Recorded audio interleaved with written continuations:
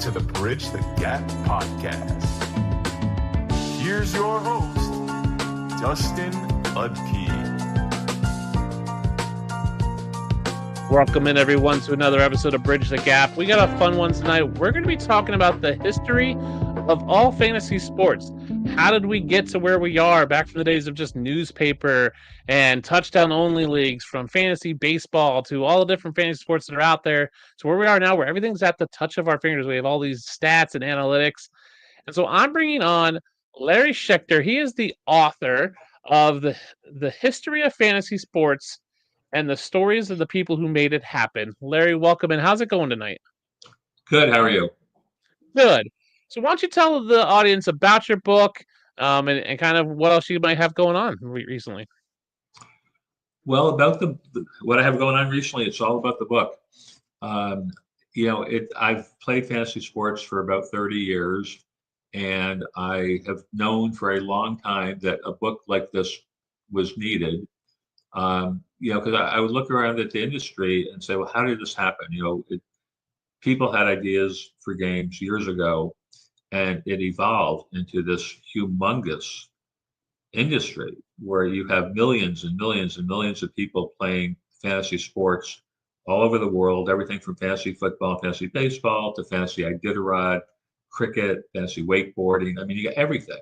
You got news services, stat services, podcasts, this whole massive thing. You turn on, you watch a baseball game or football game, you got fantasy statistics.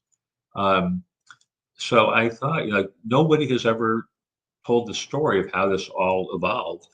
And I've known for a long time it was needed. So I decided I would do it a little over 2 years ago. And I thought it was something I could knock out in like 3 or 4 months. Thought, talk to like 30, 40 people, knock it out.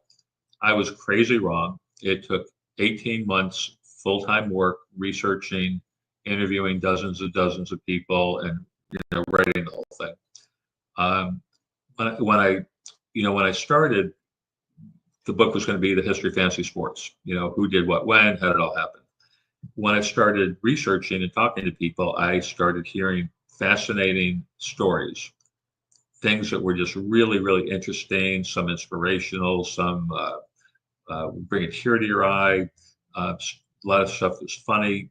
So I realized early on, okay, if I just write the history of fantasy sports, I can get the job done. It's also going to come off as a very boring research paper. But by telling the stories of these people, it'll get the job done with the history, but it'll be, instead of a boring research paper, it'll be interesting. And that's what happened. The book turned out better than I ever could have imagined. The reviews are fantastic. People say, it's fascinating. It's easier to read. Most people don't know hardly any of the stuff. Even like Paul Charchian, who has been in the industry his whole life and was the president of the Fantasy Sports Trade Association for 12 years. He read it and he said, I've been in the industry my whole life. I didn't know a lot of this stuff. So that's it in a nutshell. Yeah, it sounds like a real fascinating book. I have it coming to my house, and I can't wait to read it. It's going to be my Christmas break read. I think there's definitely a need to know the history of how we got to where we're going and the stories that go into that. I think it's exciting. We'll get into that a little bit, but we always start the show off with a little game. What exactly is the game? Well, it is not a quiz or a trivia contest, nor is it a test of brute strength or athleticism. At its core, it's just a children's game, and I would wager that some of you here this evening have played Would You Rather?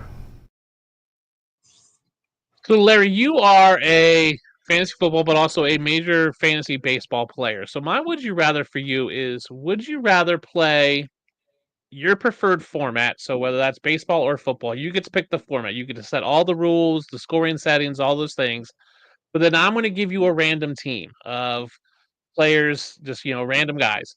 Or would you rather pick your favorite players of the best, you pick your team, but then have a random format? So maybe it's that you pick a bunch of guys that maybe are good in PPR, but you don't get in the PPR league. Which would you rather have? Control over your team or control over the format of your fantasy sports? Well, I'd start with the format. Okay. So I know how to, kind of rank players. Because when you start adding a bunch of odd categories, for scoring system, I would, it would just change everything. I wouldn't know really like who's like the number 1 or 2 pick, or who's the second round or third round or whatever. So you'd rather have the format because you want to know kind of where people stand once you get a random team. Yeah. Yeah, I think I agree with you on that. That's where I would go. I'd want to know pick my format, because even if you gave me a team and I didn't like some of the players and they maybe didn't fit that format, I can make the moves in season to better equip my team. So right, if I'm in a PPR league and I get a bunch of like non-pass catching running backs, I might be able to trade them or make a waiver move to pick up more pass catching runners. So I agree with you. I want the format. I don't have a ton of like players I have to have. There's very few players I'm like I have to have them on my fantasy team. I think there's a tier of players. So even you talk the top running backs, for me there's 2 or 3 in that group. Top wide receivers there might be 4. So I think I'd rather play the format than that. Than I think knowing the players, I'd rather know the format and have control over that and let someone give me a random team and then use my skill based on that format to make my team better over the course of the year. You can't change the format once the season starts. Right. So let's talk about the history of fantasy sports. You kind of talked about why you wanted to write this book, but where did your passion for writing and kind of where did that spark to go? Hey, you said you saw that no one had written a book like this, but what made you want to write a book instead of just going, "Hey, does someone else want to write this book?" Well, nobody else has ever done it, and I just thought I would do it. And like I said, I had no idea what I was getting into. And had I known, had I known before I started it was going to be 18 months of full-time work, then I might have said, you know what, no, I can't do that. But once I realized how much work it was going to be, I was also learning all these amazing stories. So what kept me going is I could tell the book was going to be great. I would hear things, talking to people, researching whatever, and I would just keep finding out this. Oh my God, this is amazing. Oh my God, this is hysterical. Or but just I just knew this is going to be great. So that kept me going all that time. Yeah, and we talked a little before the show about these stories and the people and how you would talk to one person that would kind of lead to 2 or 3 or 4 or 5 rabbit holes. Were you surprised with how, at this point it was an oral history, right? There was nothing written down. How those stories had kind of been passed, around the nation and around through people and kind of that oral history and how that had kind of all evolved? Was that surprising to you? Like how you could talk to one person and go, well, in my league we did this, but did you know about this guy who did this? And that kind of folklorish almost sense of these things starting. Well, there are things that are written down. I researched lots of, I Googled lots and lots of articles and interviews, articles about different topics. I interviewed a lot of people. Um, besides going down different rabbit holes, it was also sometimes hard to get at the truth of things. Like, I heard a couple of stories and I thought, oh my God, this is really a great story. This has definitely got to be in the book. Then later on, I find out it wasn't even true.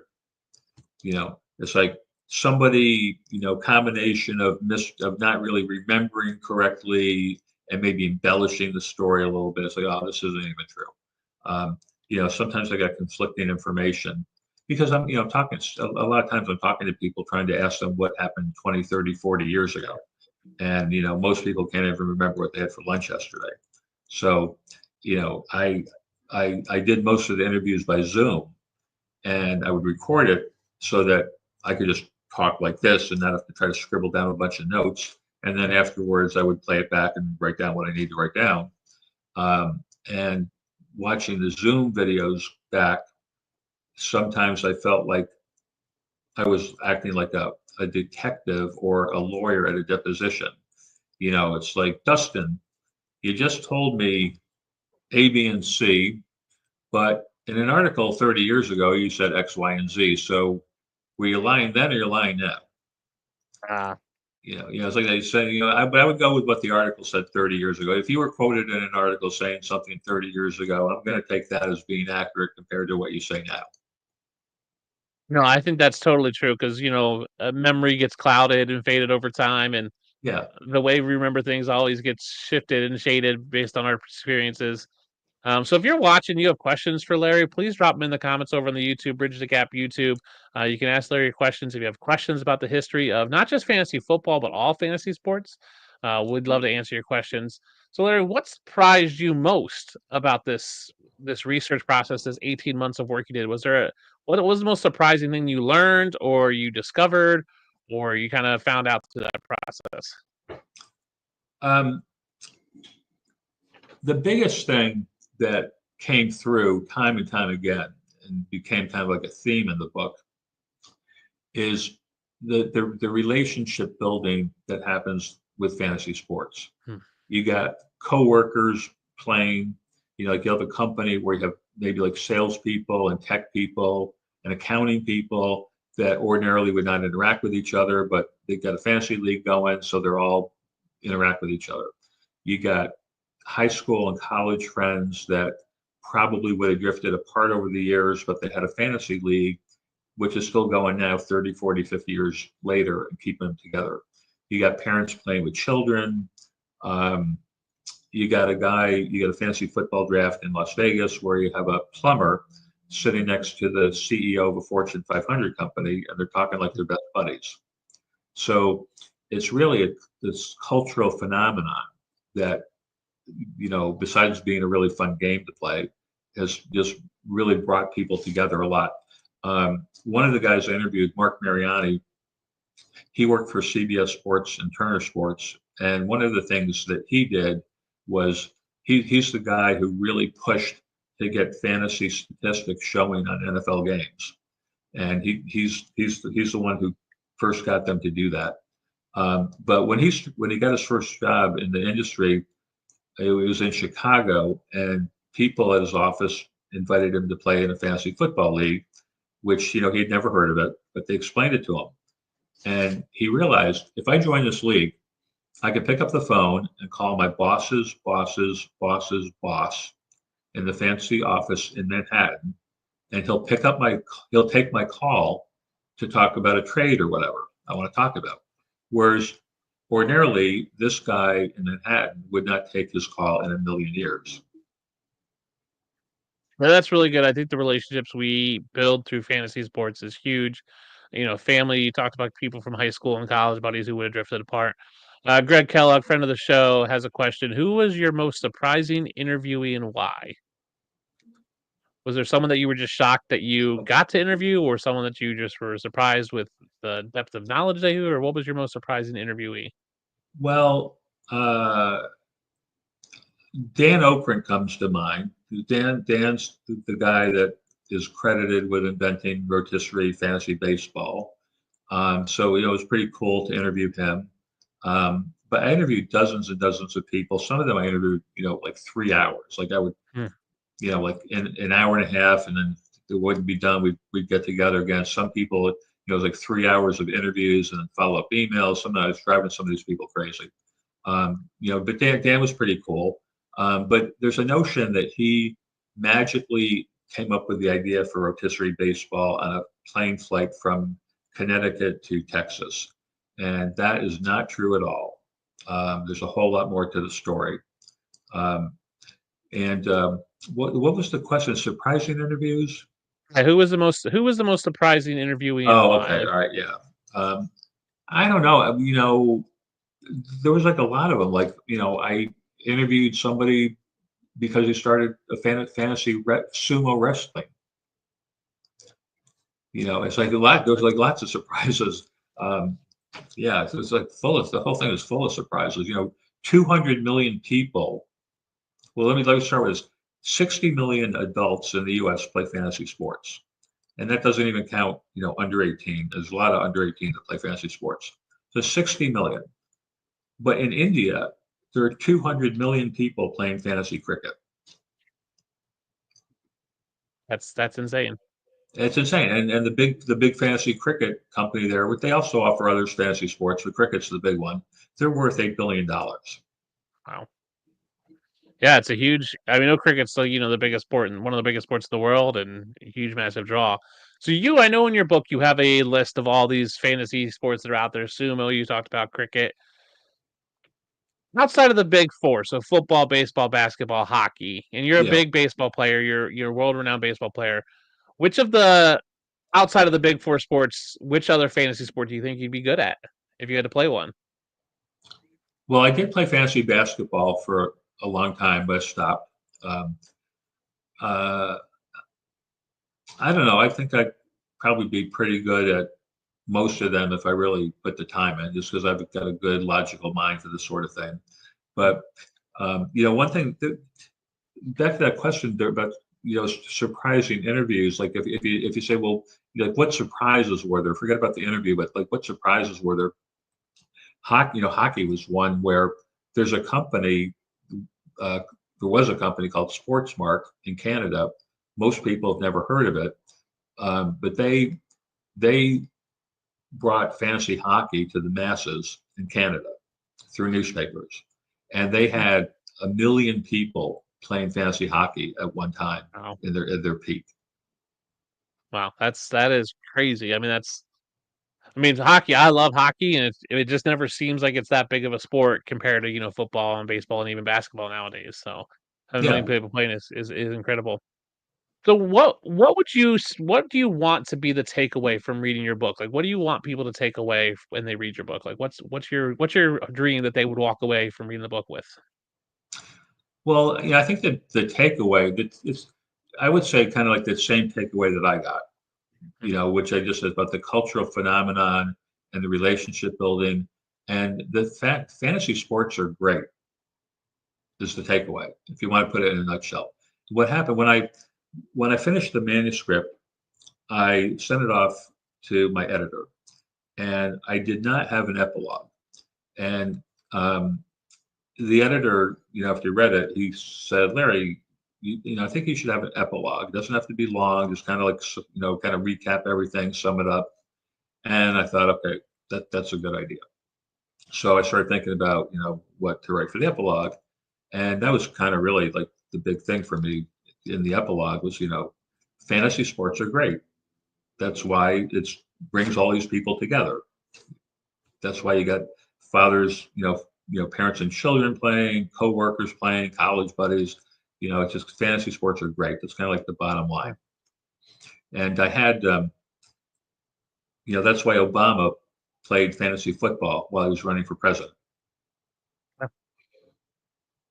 Yeah, I mean, fantasy sports are great, and they really do bring people together. And I think that's one of the things people really like about it is that it creates a small community, a small tribe of your league, but it also is that broader community that we have on social media, and lets Right. me link to people like you and people like Greg. Greg Kellogg says he was good at NASCAR because I could get the crew chiefs on the phone. But yeah, as much information you Right. can get, the better off you are. That was the kind of thing that was like really big pre-internet. Like now, Yeah. now the information is all available, but pre-internet, um, there's a guy. I think it was Steve Cohen, if I remember correctly. Everything is in the book is completely factual. I may not remember every detail off the top of my head, but I believe it was Steve Cohen who is the guy that actually started Sirius XM Radio for fantasy with Matt Deutsch. But Steve was before that. Steve was like an injury expert for Mm. football, like real football, and fantasy football players use it too. And that's what he would do. He developed relationships with like people in the PR departments of the NFL. So he could call people on Sunday morning, and he knew who to call, when to call them, and he could get the information like who's going to play, who's not going to play, this sort of thing. And he had a newsletter, and that pre-internet, that's what you had to do. And even just like random players, like one of the first fantasy football leagues in Florida, a guy subscribed to 28 out of town newspapers. Every NFL team at the time, he got the out of town newspaper so he could get information that would help him for fantasy. And with no internet, people that weren't doing something like that Yeah. did not. He had a big edge. Yeah, I mean, you get those beat reporters, the guys that are in the buildings every day. That's insider information that most people don't have. I remember in high school, my mom played fantasy. She worked at my high school, and she was playing fantasy football with some of the teachers. And they said, "Hey, do you want to play fantasy golf?" And it was, one of those things where you pay your $10 every week. You submit a lineup based on a salary cap, based on their earnings last year. And so she would come to me, and it was the early days of the internet. And she's like, "Hey, do you think you'd help?" And I was like, "Yeah." And I knew some of the things, but I found a site that would let you see how the golfers have been doing the past 2 weeks, but you could also look at their past results for each course. And I would plot them out on a spreadsheet and go, "Okay, this guy's one that, been, top 10 the past 3 weeks. And at this course, he's always top 10. So I think he's a good pick." And we Right, started exactly. winning. We started winning like every week, and people, they were getting mad because the teachers were like, "How are you winning?" She's like, "Oh, my son helps me." And then they wanted to know how I did it. And so eventually, I had to let it slip. So then my teachers were getting mad, and that kind of leveled the field. But, made for an interesting, year of high school because I had teachers coming to me going, "Hey, what are you doing to get this? What are you doing to have some different information?" So it's definitely interesting. Yeah. Cohen was the program director at Sirius. Yep. Yeah, right. That's what I was saying. Yeah. Yep. So I think it's great that we have your book now to kind of tell, not just the history, but in a way that's story based, and we can kind of see, the stories that go on there. Is there a story that just didn't make the book that you were like, "Man, this is so wild, but I can't confirm it," or was there just a wild story you couldn't make the book? Couldn't make the book? Well, there one comes to mind, but it's one of the ones I said turned out wasn't true. It's not that I couldn't confirm it; I found out it wasn't true. But What anyway, what was it? no, I don't want to tell you. Okay. No, no. Um, but I mean, writing the book, it was kind of like choosing an all-star team. There wasn't room for everybody For everything. deserving to be mentioned, or to be mentioned, in depth. Some of the stories, there wasn't room for them. Um, Yeah. I I mean, you can't actually fit them all in. Huh? no, no. Um, I'll tell you one story. I don't know why I'm saying this because I was thinking of it earlier when we were talking before about people's memories. Um, there's a chapter in the book for like everything. There's like the precursors of fantasy sports, the invention and spread of fantasy football, the invention and spread of fantasy baseball, the first commercial games, newspaper games, the first publications, magazines, books, and radio shows, the Fantasy Sports Trade Association, the legal issues. It's like everything right through more recently, daily fantasy sports, worldwide expansion. But the creation of the Fantasy Sports Trade Association, um, I wanted to, when I was researching this and writing about it, I wanted to find out exactly who were the first board members at the first Fantasy Sports Trade Association meeting. And it was a little bit difficult. It's actually, yeah, it's quite difficult finding out exactly who was there because some people were saying there are 10 board members on that first one. Some were saying there are 12 board members. And I kind of figured out I figured out like who 7 of them definitely were, something like that at one point.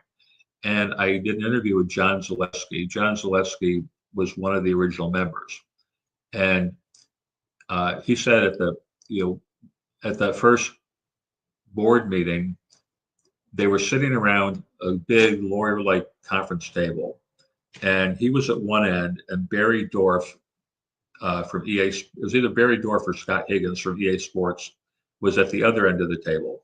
And before the meeting, the two of them looked at each other and started laughing out loud. And somebody else said, like, "What's so funny?" And simultaneously, the two of them said, "We're at a fucking board meeting for fucking fantasy sports." Yeah, it's crazy that, fantasy sports can also, put you in a board meeting, right? You don't think about it. When I tell Right. people I this is what mean, I do as a side gig, they don't get it.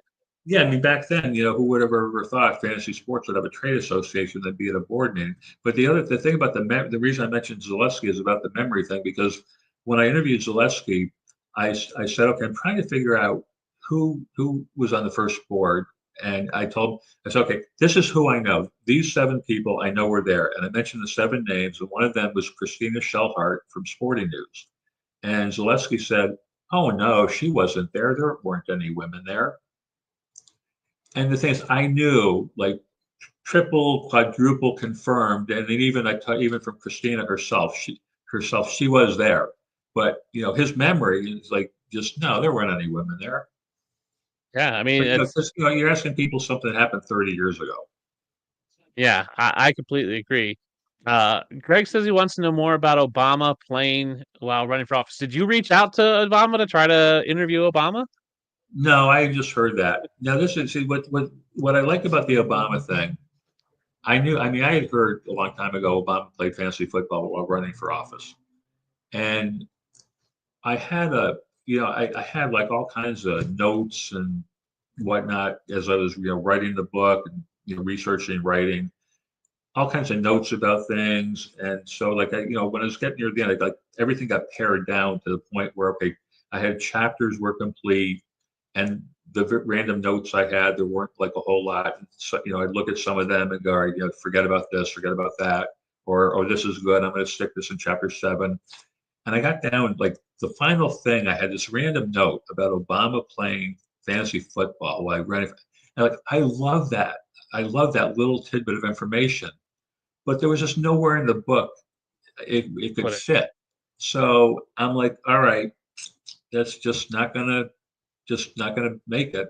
But then when my editor says, you should write an epilogue, and I'm thinking about what to write for the epilogue, and I start writing the epilogue, and oh man, this Obama thing fits perfectly right here. Well, there you go, Barack. If you're watching, reach out to Larry, and we'll get you guys hooked up, and you guys can have an interview and be part of the second book, right? Yeah. Now here's another. If you want to talk about presidents, um, this is a little teaser. You have to read the book, but as I said, the book is not about me or my opinions, except for a couple of times where I do kind of draw my own conclusions, like the one where I said fantasy sports is great. Um, but another conclusion that I did draw, Monica Lewinsky helped save fantasy sports. All right, tell me more. No, Monica Lewinsky helped save fantasy sports with some help All from right, Bill. you're gonna have to everybody's gonna have to get the book to find out that the rest of that story. That is very interesting. It's so funny to me because I used to be big in the Dungeons and Dragons community, and there is a group of big name actors who play Dungeons and Dragons together. And I think there is a big name. There's a group of big name actors that play fantasy football together that you wouldn't think, and it does level the playing field because you can be an average Joe, or you can be a politician, or a president, or an A-list actor, or a big musician, and you all play fantasy football, and you're all going to be just as good at it because at some point there is a little bit of luck that goes into it. Right. And as much as time or effort you want to put into it, if you want to dig into the metrics and the analytics and all that stuff, you can do that. But if you just want to have fun and just, go about it, like I talk about Scott Fishbowl, the tournament. Yeah, I love Scott Fishbowl because of the connections. I don't care if I win or lose in Scott Fishbowl. Like I didn't make the playoffs. I don't care. I still had a good time. I met people. I got to connect with people. Went to 2 live drafts. Like that's what it's about. So, yeah, fantasy should be fun. And I agree with Greg. It's not an opinion. It is fact. Fantasy is great. Fantasy sports are great. And it's great because no matter what you want to make out of it, you can. If you want to win, and we say this a lot on this channel, like we want to make fantasy fun and whatever fun is for you. If fun is winning, we want to help you with that. If fun is connections, we want to help you with that. If fun is making trades, I want to help you with that. So whatever fun is for you in the fantasy space, that's what it should be. Like though it doesn't have to be one thing or the other. It can be fun, and it is great for those things. So yeah. you went through the history of fantasy sports from start to where we are now. I'm wondering what you might see as the next innovation. Is there something that you think is coming down the line in the next 5, 10, 15 years for fantasy sports? Where do you think it'll go next? It's interesting that people have asked me that question several times, and I have no idea. You know, I even at I think at the end of the epilogue, I even say like, where's this going to be in 10, 20, 50 years? I have no idea. I'd be very interested to find out, but I Yeah. can't even, my brain, I can't even wrap my brain around trying to like project something other than the fact that it's obviously it's here to stay. It's like, Yeah. it's not going away. And daily fantasy is obviously huge, but season long fantasy is also still huge. Do you think we see professional leagues, whether it's NFL, NBA, MLB, NHL, do you think we see them start integrating fantasy sports more into their broadcasting nature? So Derrick Henry runs for 10 yards and Al Michaels instead of said, "Oh, Derrick Henry just ripped off a 10-yard run." He would go, "He just ripped off a 10-yard run. That's 1 point for your fantasy team." Do you think we see that in the near future of them like actively integrating fantasy points into commentating and the broadcast a little more?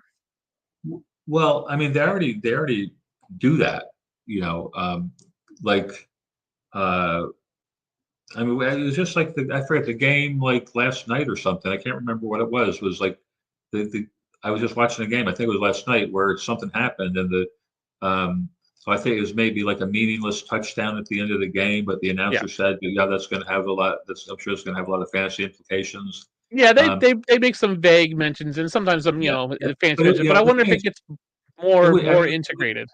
well, the thing is, if you back up to the history of it, there's a whole long history of this topic where initially the um, the professional leagues and the players associations did not like fantasy. They frowned on it. They thought it was gambling. They thought it would ruin the game. A lot of them, and it was like a long process for them to come around. And Clay Walker was one of the people I interviewed. He was the president of the NFL Players Association for several years. He was ahead of his time. He was one of the probably the first, real person in position of in a big position with one of these organizations who he could see fantasy is actually good for the NFL. It's not bad. It's good. It's like who knows every tight end in the NFL? The Fantasy fantasy player. players. Yep. Who knows this backup second baseman for the Cincinnati Reds? The fantasy baseball players. Who's watching more NFL games? Yeah. The fantasy players. He was ahead of his time. It took a long time for the leagues to figure this out. And like finally, I for the NFL or somebody commissioned a study where they announced like, well, we learned that the people who play fantasy sports are watching, 3 times as much of our NFL games, and they buy more merchandise and they buy the TV packages, et cetera, et cetera, et cetera.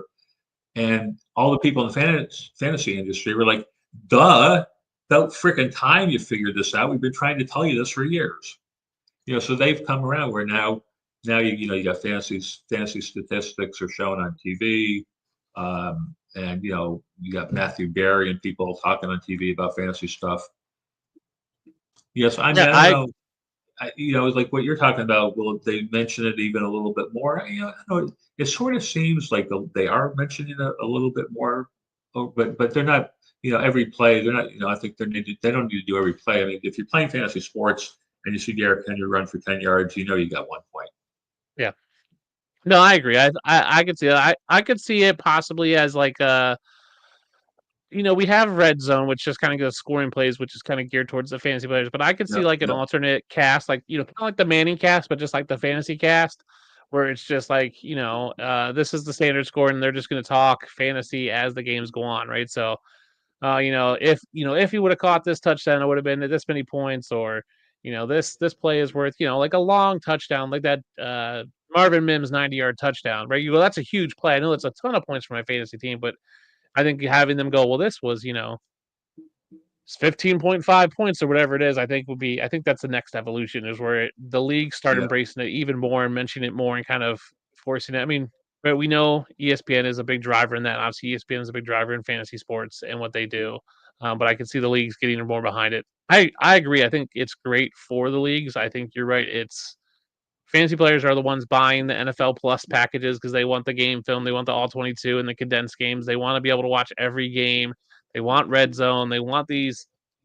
You can get the diehard. I'm a Bills fan, so we get diehard Bills fan who want the packages. They want to watch every Bills game, but the fantasy players want to watch every game, so they're going to get every package available. And right. as much as people complain that the prices keep going up, they keep paying it. So, Yeah, they're just going to keep paying for it. And I think that's huge. And Ren, I do think it allows for the game to grow in that aspect, and especially as you talked about it growing overseas, and fancy cricket's huge in India. That's why the league wants to have these international games because they want to grow that game, which just helps fantasy grow more. Because if right. football becomes big in England and Germany and Spain and all these places, then that means that fantasy is going to Yeah. grow in those spaces. That broadens the community, it broadens the reach. If they can tap into the India market, that's huge, right? The Asia market's huge. Um, you know, I think that's just great for the growth of the game. I think that's all fine and dandy.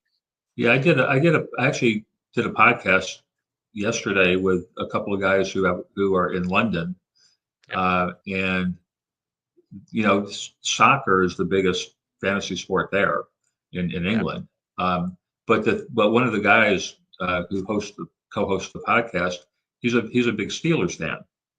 Mhm. He plays fantasy, American football fantasy, and he's a big Steelers fan.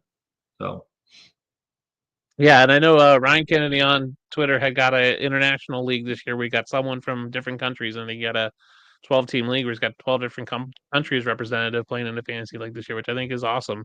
that's And right, I cool. think the NFL has done a really good job marketing the game and the international marketing rights for teams and increasing the international game, especially now that we've got 18 Yeah, games where they have an extra home game and being able to do that. I think that's been great to just see the growth of the game, and I think it's great. I think it's what's needed to grow. I mean, they tried it back in the '90s with NFL Europe, which just didn't seem to have the same kind of swagger to it. It was just kind of a less than, but yeah, I think it's cool to see the NFL as its premier self go over there, and I think we're seeing it with basketball's doing it with games over in Japan and in China, and MLB does that, and hockey has always been kind of a Canadian sport, so it's just kind of continues to grow. But even hockey is growing in America, where we've seen now the top three players are from like Las Vegas, where there is no snow or ice. So I think that's the growth of these games is huge, and as the internet grow and as the world becomes less you know, right, you did a podcast with people in India. 5 years ago, that seemed unimaginable, right? Just to have that technology. Now we can do it. It's no big deal. I think, making the community of fantasy sports bigger, I think is awesome.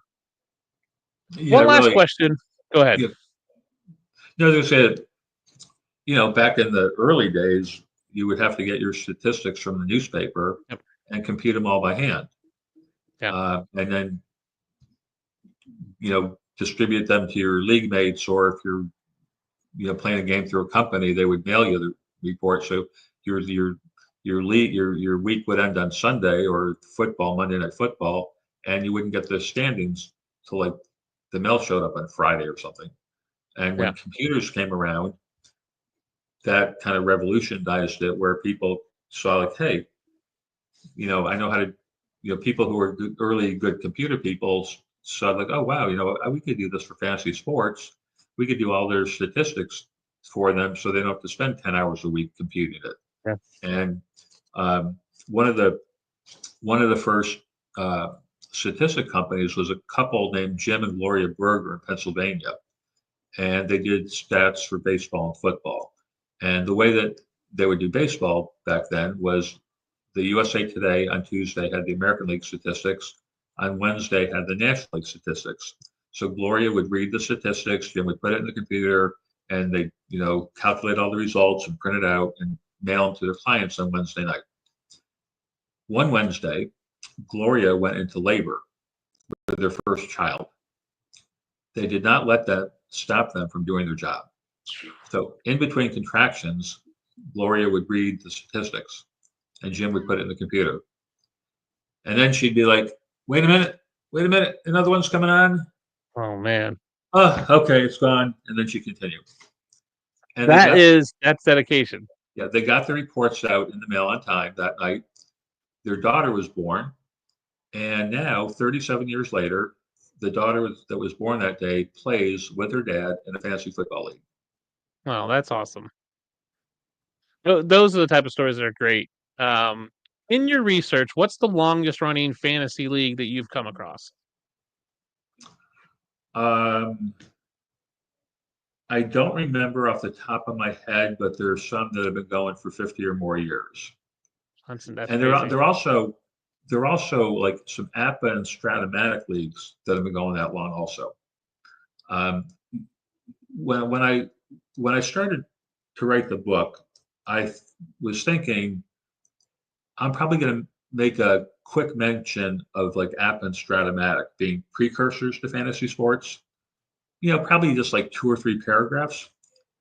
But when I started researching, I got so much information. It was like, it was a whole lot more than 2 or 3 paragraphs. Like a lot of the first chapter is full of a lot of that. And then like Stratomatic is kind of like continually mentioned throughout the book and for various reasons. Um, but there's like, there are guys like I said, been in the same league for 50 years. There's a guy who played APA. He's one of these leagues where they've been in a long time. And that was an APA baseball league. This guy, Randy Walker, had been in the league for many years, and he developed ALS. When he got ALS, he and everybody thought he was going to have to stop playing. His wife said, if you want to keep playing, I'll do whatever I have to do so you can keep playing. So she would go to the games with him. She'd roll the dice for him. He'd tell her what moves to make, etc. And he did this for like 2 or 3 years, where I think it was like something like the third year or whatever. He got to the point where he could only communicate through an eye reader and a computer, and his wife could read his lips. And in that condition, his team came from 2 runs behind in extra innings to win his first ever APA World Series championship after 40 years of the league. Wow. That's incredible. And so those early precursors were more. You said there's dice. I haven't known too much about them. There's dice involved, and you move based on that. Is that how You that mean works? like Stratomatic and APA? Yeah. Well, those are games. Those are games where you have the cards for the major league players, or Major League Baseball, NFL, and you have dice, and they're based on the real statistics for the players, but the difference is it's for prior years. So you could right now you could buy a Stratomatic game for baseball that would be based on the statistics from last year. Yeah. So the difference with fantasy sports, or what I would call modern fantasy sports, is those are based games where you're taking players before you know what they're going to do. So you draft baseball player in March, and then you find out what he does as the season unfolds. Okay. Interesting. That's interesting. And do you think we'll ever go back to? Do you think we're ever going to go back to where everything's too technology based, and we kind of go back to kind of more of an analog-ish style, where it's more kind of that? I don't know. I mean, like lots of people still play games like Stratomatic and that. Okay. Yeah. Yeah, I know a big trend in the world is like unplugging, de-technologizing yourself and kind of going back to basics. So I wonder if fantasy is going to see that at some point where, I don't think we'll ever go back to touchdown only leagues or, full pen and paper leagues, but I think you could see a style of game that's like that. That's very much more stripped down basic, kind of more of a, you know, do something kind of more analog. Yeah. Well, I do believe I heard somebody that still likes to do their statistics by hand, getting them out of the paper and doing by hand, just because they like doing it. Yeah, I mean, there's a lot of people who do that, and a lot of people who like spreadsheets and enter in data in the spreadsheets, and not for me, but more Yeah. power to those people. Right. Well, that was great. It was great talking to you about the history of fantasy sports. Before we get out of here, I want to do one last fun segment with you. I want to do a Mount Rushmore of people that you want to play with in a fantasy league. So we talked that fantasy really is about the people and the connections. Who are the top 4 people that you would want to be in a fantasy league with? Oh boy, I could go in a million different directions with this question. Yeah. Well, I mean, one thing. And they could be living or dead. Oh, okay. Jeez. How much time do I have to think about this? Oh my God. I'll let you think, and I'll give you mine. I'll go. You give me yours. I got it. I'll give you mine. I would love to play in a league with Jim Kelly. I'm a huge Bills fan. I grew up, watching Jim Kelly. He's my favorite player ever. I would love to just be in a game with, a league with him and just kind of have that connection. I would love to play with Tom Hanks. He's probably one of my favorite actors. I think he just would be kind of a cool, fun guy to like interact with and have that kind of banter. He's witty. Um, Kevin Costner, who does a ton of sports movies, obviously baseball Yep. movies, Tin Cup, which is one of my favorite sports movies. I think he'd be fun. Again, is very cerebral, but can also like give you that banter and kind of wittiness. And then a fourth person, who I think it'd be fun to play with Barack Obama, to be honest with you. I think he seems like a really chill guy. Yep. I think he'd have those just every once in a while, those like witty one-liners that where you'd be like, wait, Obama just said what to me? Right. And he would just catch you off guard. But I enjoy playing with smart people who are smart and witty, but also like intelligent in the game and aren't going to be suckers, who are shrewd traders, who are shrewd move makers, who make good lineup changes, who don't just follow the norms, who do their own research. So that would be me. It'd be Jim Kelly, Tom Hanks, Kevin Costner, and Barack Obama. Okay. I would say Tiger Woods, Okay, that's good. Muhammad Ali. Oh, that's a good one. I don't know if he can make good moves, but he sure can trash talk a lot. Oh yeah, Ali would trash talk like crazy. Uh,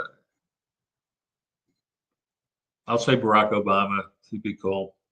And the last one's gotta be like my favorite actress or supermodel or somebody.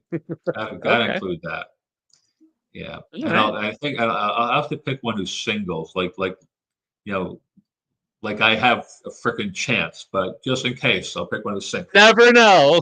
Yeah, I'll have to think about who that would be. I think I'll have to maybe keep that secret to myself who that would be.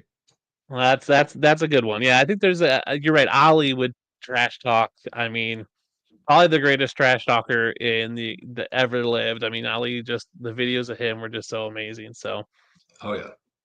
well, Larry, I want to thank you for coming on and talking about your book. I think it's a great read. I think everyone, if you're watching, should pick it up. It's linked in the description. You get it on Amazon or any online retailer should be able to get it for you. You can get it in ebook or paperback. It's the history of fantasy sports and the stories of the people that made it happen. So check it out. It's a great gift if you're watching and if you're looking for something for someone who loves fantasy sports. It's a great gift. You probably still get it by Christmas if you order it now. I think it's a great thing, Larry. One last time, tell everybody where they can find you and anything else you want to plug. I'm on Twitter, Larry Schechter, and yeah, either buy the book or get it on your holiday gift wish list. Yep. It's something you can buy for your friends who play fantasy sports. And the Yep. thing is, if you play fantasy sports, you're gonna love the book. You got to get it. There's never been anything like it. The reviews are amazing. If you go to Amazon, that's where you see a whole bunch of reviews. Um, and even people who don't play fantasy sports have loved it. Like the Midwest Book Review says, fascinating from start to finish.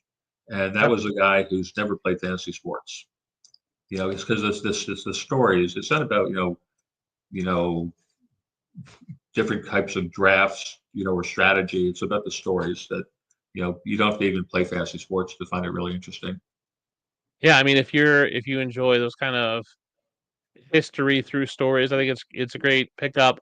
If you're listening, pick this up and just make it part of your league prize this year. Like, winner gets that and the book, and then maybe it gets passed around your league, and you can all read it and become more well informed on fantasy sports. Maybe you learn about a fantasy sport you didn't know existed you would like to play. If you want to play fantasy cricket or fantasy sumo wrestling or any other sport, from what I understand, has fantasy sports somewhere for it. So, Larry, thank you so much for coming on. Thanks everyone for watching. Thanks for dropping your comments.